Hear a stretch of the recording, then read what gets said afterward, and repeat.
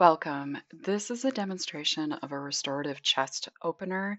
You will either need a small bolster, a rolled up yoga mat, or a rolled up towel or blanket.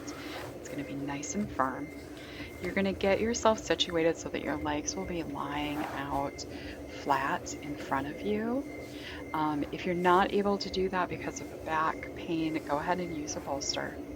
Your shoulder blades are on the bolster, and then you're lying back, arms wide open, head thrown back into extension, and then you just lie here and breathe.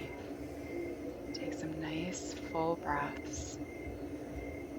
Acknowledge the tension that you're feeling in your body and release it.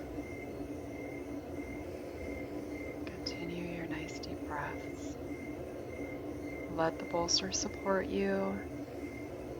We're opening up our chest, releasing that tension in the front of the body.